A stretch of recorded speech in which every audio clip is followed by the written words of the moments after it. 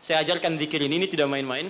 Kalau ada yang divonis penyakit, entah Anda, kerabat Anda, keluarga Anda, sepupu dan sebagainya, dan dokter mengatakan mustahil sembuh, maka bacakan zikir ini. Allah sudah berjanji di ayat 84-nya, siapa yang mengamalkan zikir ini, saya akan sembuhkan penyakitnya, walaupun ia menderita penyakit seperti Ayyub alaihissalam, yang tidak pernah dialami orang sebelumnya, atau dirasakan orang setelahnya. Karena kadang-kadang ada keluhan ketika sakit. Ya Allah, kenapa saya begini?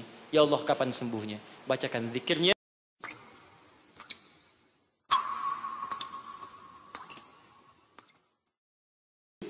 Bagaimana cara berintrospeksi di bulan ini? Maka diturunkanlah oleh Nabi cara-cara berintrospeksi dengan 3 pendekatan utama. Ada 3 lafadznya, ini saya ajarkan yang paling ringan saja. Kalau terkait dengan dosa-dosa keseharian, maka lakukan zikir Nabi Adam.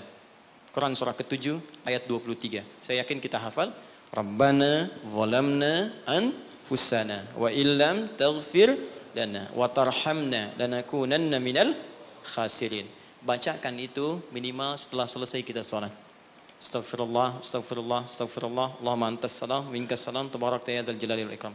Perbanyak zikir tadi. Rabbana zalamna anfusana wa illam taghfir lana wa tarhamna lanakunanna minal khasirin. Tapi mohon sekali, ketika Anda bacakan zikir ini, jangan sekedar diucapkan di lisan. Bayangkan Anda punya persoalan apa dalam kehidupan. Jadi ketika Anda bacakan, mata Anda zalim, rasakan kezaliman itu. Ketika dengan orang tua tak bagus, bayangkan perbuatan buruk yang sedang Anda kerjakan. Begitu Anda bacakan, air mata Anda menetes, seketika ampunan Allah akan diturunkan kepada kita. Dan gugur perbuatan buruk yang pernah kita lakukan. 2, ini cepat, ada dosa yang terkait dengan aktivitas pekerjaan yang sedang kita lakukan. Kenal Nabi Yunus? Bagus. Nabi Yunus itu kan berdakwah, bekerja, beraktivitas. Cuma sayang dalam pekerjaan itu tantangannya begitu tinggi. Nanti ada, lain kali kalau ngaji kesini lagi, jangan ngambil yang jauh-jauh ya, yang Anda butuhkan aja. Ya, ini kan teman-teman ada di dunia pekerjaan. Kenapa Anda nggak mengeluarkan fikih bisnis dalam Al-Quran? Manajemen misalnya bisnis dalam Al-Quran, tentang pekerjaan, itu aja yang dibahas. Itu lebih terasa nanti apa yang kita butuhkan, itu yang kita dapatkan. Ada di Quran cara misalnya memudahkan kita mendapatkan kemudahan dalam pekerjaan, tantangannya apa saja, ini yang terjadi kalau Anda bisnis begini, ini yang mungkin terjadi pada orang, penyakit ini yang muncul dari riya untuk diri yang meraih kesuksesan, dari yang iri hati, yang dengki, mengobatinya bagaimana, ada semua. Nah, Nabi Yunus salah satu tipikal yang dicontohkan oleh Allah. Sedang beraktivitas, bekerja, dapat tantangan tidak biasa. Ingat ini ya, kalau tantangannya begitu tinggi, maka lawannya sepadan.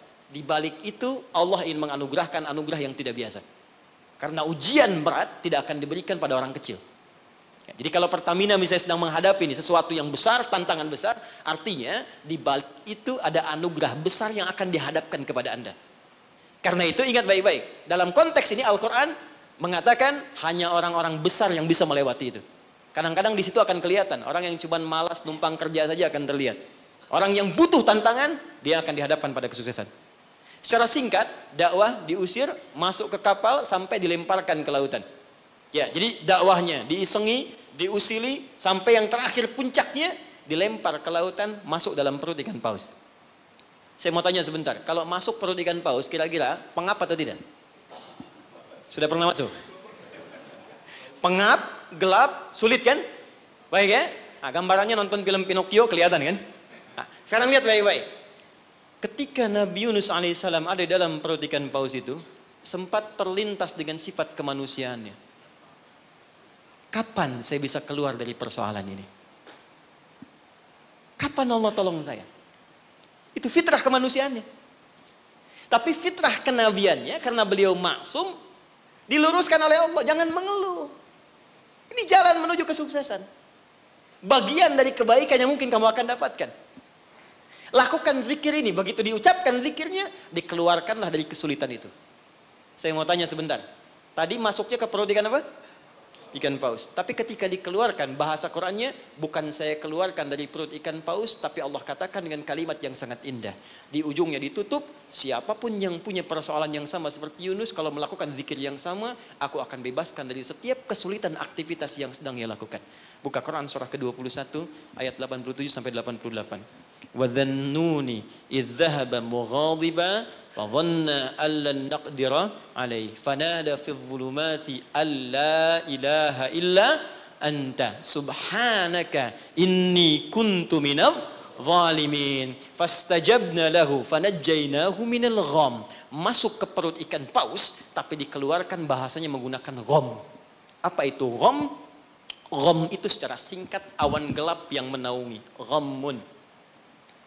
Orang Arab menggunakan kalimat gham pada setiap peristiwa yang membuat kita gelap, pengap, lelah, capek. Anda yang ngajukan tender, Anda yang dapat proyek diserobot oleh orang lain. Bukankah tiba-tiba merasa lemas? Langsung gelap, padahal matahari begitu terang. Jadi nggak enak makan, jadi lunglai, tiba-tiba stres. Ya, dirawat saja. Anda yang mencoba melamar, tiba-tiba dipinang oleh orang lain. Ya, gelap, capek, lunglai. Ya, gelap, itu gom namanya. Jadi, maaf, ada orang yang memang nggak masuk ke perut ikan paus, tapi mengalami peristiwa yang luar biasa. Tantangan besar, jahilin orang, oh, kok mesti saya? Tiba-tiba keluar di lisan, ya Allah, kenapa saya? Saya tahajud, saya puasa juga. Saya baca Quran juga, ya Allah. Apa kurang saya? Kurang sabar. Ya, ternyata kadang-kadang terucap teman-teman sedang kerja. Ya, bebannya begitu tinggi. Udah gali-gali, udah tahajud, minyaknya nggak dapet. Ya, atau tiba-tiba sudah dibilang nggak dapet, terus diambil orang gitu. Apa yang harus dikerjakan? Itu pernah terjadi. Kata Allah, lakukan zikir Nabi Yunus alaihissalam. Ada yang salah dalam diri kita. Yang ngatur itu Allah. Jangan mengeluh. Ya, 2 kali lipat motivasi munculkan lagi, petakan lagi, tambah lagi pengetahuannya, kerja lebih maksimal lagi, maka pembukanya dibuka dengan kalimat zikir. Ini yang membebaskan kita dari kesulitan. Jadi kalau Anda sedang praktek, kerja dimanapun, offshore kah itu atau di darat kah, atau ada kesulitan di kantor, bacakan zikir ini. Ini bagian dari hal yang ketika kita bacakan bisa menghilangkan kesulitan yang kita sedang rasakan. Rabbana, masih ingat? Wa nada fidh dhulumati alla ilaha illa anta subhanaka inni kuntu minadh zalimin. La ilaha illa anta subhanaka inni kuntu minadh zalimin. Rutinkan zikir itu, terutama kalau mendapatkan kesulitan dalam pekerjaan-pekerjaan atau beraktivitas. Yang terakhir saya tutup, sekarang sedang banyak penyakit menyebar di mana-mana, sampai orang yang sakit biasa pun dicurigai, batuk di kereta tiba-tiba digulung, batuk di pesawat dikeluarin, padahal cuma batuk aja gitu kan. Ya, ada juga yang kemudian kena ini, kena itu dan sebagainya. Kita mesti kuat. Ya, karena kepanikan itu juga bagian dari kelemahan yang mungkin bisa menambah penyebaran virus atau apapun dengan cepat. Maka Allah mengajarkan zikir lewat Nabi Ayyub alaihissalam. Kalau kita bisa kerjakan ini, maka Allah akan berikan kekuatan lebih dibanding yang lain-lainnya. Zikirnya ditemukan di Quran surah ke-21 ayat 83 sampai dengan 84. Wa ayyuba idznada rabbahu anni massaniyadurru wa anta arhamur rahimin. Saya ajarkan zikir ini tidak main-main. Kalau ada yang divonis penyakit, entah Anda, kerabat Anda, keluarga Anda, sepupu dan sebagainya, dan dokter mengatakan mustahil sembuh, maka bacakan zikir ini. Allah sudah berjanji di ayat 84-nya, siapa yang mengamalkan zikir ini, saya akan sembuhkan penyakitnya, walaupun ia menderita penyakit seperti Ayyub alaihissalam yang tidak pernah dialami orang sebelumnya atau dirasakan orang setelahnya. Karena kadang-kadang ada keluhan ketika sakit. Ya Allah, kenapa saya begini? Ya Allah, kapan sembuhnya? Bacakan zikirnya, anni massaniyadurru wa anta arhamur rahimin. Saya tutup. Rajab, keutamaan yang pertama akan mempercepat anugerah Allah untuk mengampuni dosa-dosa yang pernah berjalan selama hidup kita.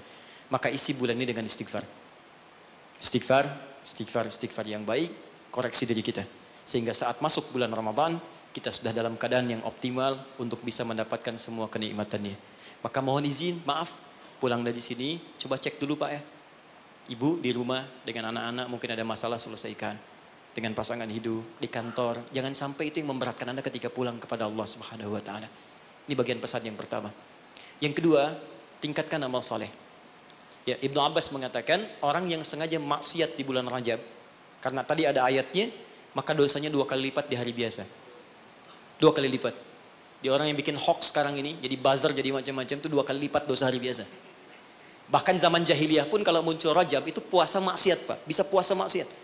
Di orang jahiliyah, Abu Jahal dan kawan-kawan, itu kalau dicela di bulan Rajab, balasnya bulan depan. Jadi libur dulu gitu.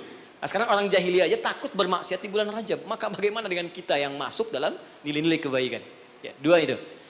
Sama persis dengan orang yang berbuat baik, pahalanya 2 kali lipat di hari biasa. Itu nasnya ada tersambung pada Ibnu Abbas radhiyallahu taala anhuma. Dari sini Nabi menganjurkan kita kemudian mengistimewakan bulan ini dengan meningkatkan amal soleh. Saya tutup, ada satu amalan yang kalau Anda kerjakan bisa menggabungkan keseluruhan yang tadi. Amal itu disebut dengan puasa namanya.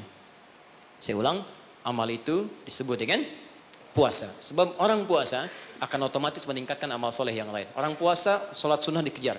Jangankan yang fardu. Anda nggak puasa, belum tentu sholat sunnah. Tapi kalau sedang puasa, jangankan fardu. Ketinggalan sunnah Anda bisa gelisah. Lihat Ramadan. Ibu-ibu berani naruh sajadah, bertarung saat maghrib. Bukan untuk isya, untuk tarawih. Nyimpan sajadah saf paling depan. Tuh. Ya, padahal tarawih hukumnya sunnah kan? Nah, jadi sunnah itu dikejar, nggak ada yang minta dicari-cari. Anda Ramadan cari yatim fakir, kenapa? Sedang puasa. Yang kedua, puasa bisa menghambat maksiat. Nggak ada orang demi Allah saya katakan, koruptor kalau puasa, nggak korupsi dulu. Ya, pencuri nggak nyuri dulu. Puasa, karena psikologi orang puasa nggak mau berbuat maksiat, takut batal puasanya. Orang pemarah pun semarah-marahnya sedang puasa bisa berhenti marah. Buka jam 6 kurang 5 diprovokasi. Dia diam aja. Istrinya nanya, "Papa nggak marah?" Ntar habis buka. Dia tahan. Nah, jadi tolong hidupkan bulan ini. Yuk kita mulai. Jangan coba dulu pelan-pelan ya, jangan langsung tinggi-tinggi ya. Sehari dulu puasa. Sekarang Kamis tunggu Senin. Karena kalau orang banyak puasa, kita puasanya akan lebih ringan. Ya, nanti kalau sudah Senin istirahat dulu, Kamis puasa lagi. Ya, supaya terbiasa nanti saat Ramadan kita sudah lebih sempurna. Tapi hati-hati karena bulan ini istimewa, dulu banyak orang abai tentang bulan ini sehingga ada orang-orang yang tidak mengerti berbuatlah dengan membuat hadis-hadis palsu. Ya, siapa yang puasa sehari bulan Rajab akan dapat begini. Siapa yang sholat pertama bulan Rajab diampuni semua dosanya. Pernah dengar hadis itu? Hadis itu palsu. Bahkan saking palsunya, di kitab hadis palsu pun tidak ditemukan. Saking palsunya. Tapi ada salah persepsi di masyarakat. Apa salah persepsinya? Dikira Rajab nggak ada keutamaannya karena yang diketengahkan hadis palsu. Akhirnya orang malas puasa, orang malas sholat malam. Padahal yang sahih ada. Jadi kalau ada yang sahih, kenapa menggunakan yang palsu? Jadi kalau Anda ingin sholat malam, sholat saja, tahajud namanya. Silakan tahajud, perbanyak malam, tingkatkan ketaatan. Siangnya silakan puasa, gunakan yang sahihnya. Mudah-mudahan dosa kita diampuni oleh Allah Subhanahu Wa Taala.